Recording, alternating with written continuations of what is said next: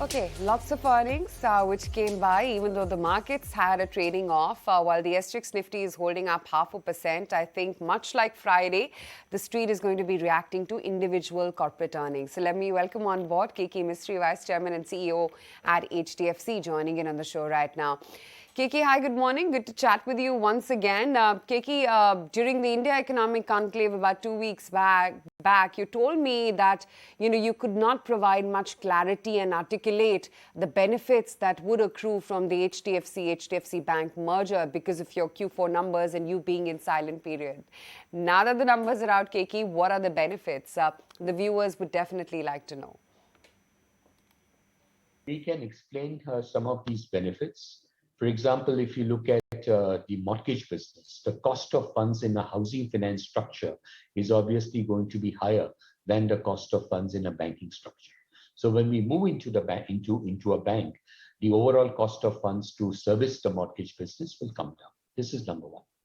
Number two, we will have access to a much broader, a much bigger distribution platform of the bank compared to what we are having today.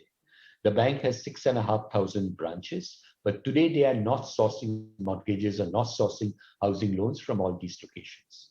And the reason they are not doing that is because we would like them to source loans from locations which are within a certain proximity of the HDFC office, because we would like to meet the customer before the loan is given. Once we become a merged entity, that requirement goes away. The bank will have access to a nearly 45 years experience in doing housing loans, which is reflected in an extremely low cost structure. And we've developed a huge amount of expertise, and quality of assets over these years has been better. Also, our operational efficiency is reflected in the 8.1% cost income ratio, which when we transit into the bank would hopefully result in a lower cost structure for the bank. Cross-sell opportunities will be very high because 70% of HDFC's customers today do not bank with HDFC Bank. But if we were to go back to all these individuals and say, look, we helped you buy a house, it is the single largest possession for the family, and most customers have been happy with our service, I think we will be able to, or we will succeed in making a lot of these customers switch their accounts to HDFC Bank. Then if you look at the distribution in the bank, today, out of the 68 million odd customers of HDFC Bank, only 8% have got mortgages and only 2% have got mortgages from HDFC. So look at the potential to cross-sell that. Then in a banking structure, a customer benefits because the product that you can offer in a banking structure could be a lot more sophisticated than the product that you could offer in a housing finance company. As far as shareholders are concerned, today when we look at valuation of HDFC, there is a mortgage business which is being valued, and there is also a value ascribed to all our investments in our subsidiaries. Now, the total unrecognized gain on our investment in the subsidiaries is about 2,34,000 crores, of which roughly 1,60,000 crores is on the bank. But when the market values us, investors put a holding company discount on that valuation. And typically that holding company discount is nearly 40%. So out of the 1,60,000 crores of unrecognized gain on the bank investments, the market does not give us full credit for that. The market gives us nearly 65,000 crores lower credit.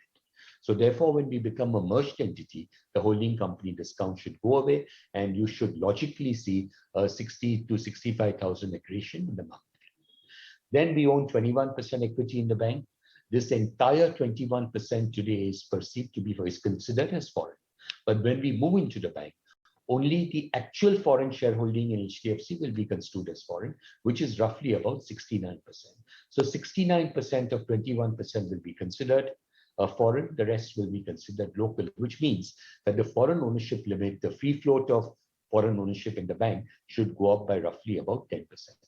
And from the bank's perspective, the duration of the assets will go higher, which means that their ability to grow the book will be a lot faster than before.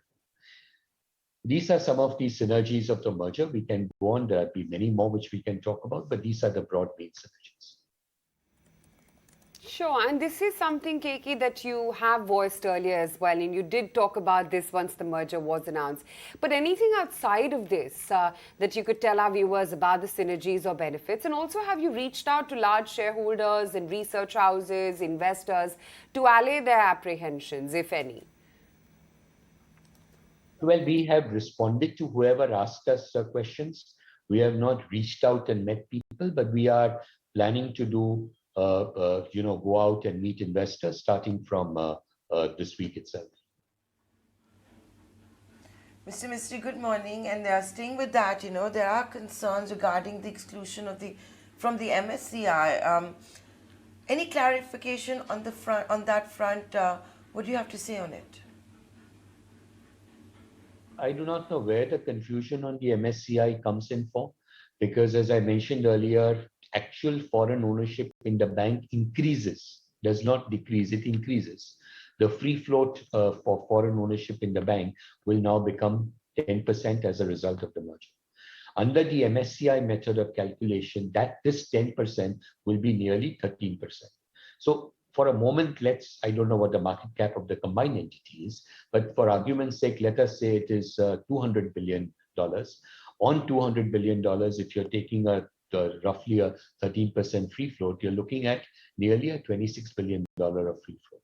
So what we've been told informally by people is that MSCI looks not just at the percentage of free foreign shareholding, but also looks at the value. And the value of the free foreign float in the bank should be very high.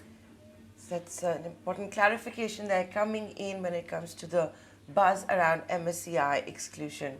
Mr. Mistry, we've seen a healthy growth for assets under management that has gone up 12 to 13%. What do you have to say to the ET now viewers, your shareholders, the analyst community? Any guidance you can give us for the new financial year? Well, I'll come to cost of funds, but we don't give future guidance. All I would say is that structurally, to my mind, the demand for housing will continue to remain strong in the period ahead. I said it last year, I said it year before last, and I continue saying this. And there are several reasons which are contributing to this. The first reason is that the period from 2017 to 20 saw a slowdown in the metros. So whilst the tier 2 and the tier 3 towns grew very well, the tier 1 cities, the Mumbais, the Delhis, the Bangalores, had seen some sort of a slowdown. That has gone away over the last 2 years. And we have seen a sharp pickup in the demand for housing, even in these metro cities. This is also contributing to a higher average loan amount. So our average loan amount in the previous year had been 29.5 lakhs, and our average loan amount in the current year is 33 lakhs. So the higher loan amount has also contributed to the increase in the overall business. So it's not only volume-based, it is volume as well as value-based. Thank you, Keki, for joining in and being frank and giving us a sense as to what the financials look like as well as post the merger.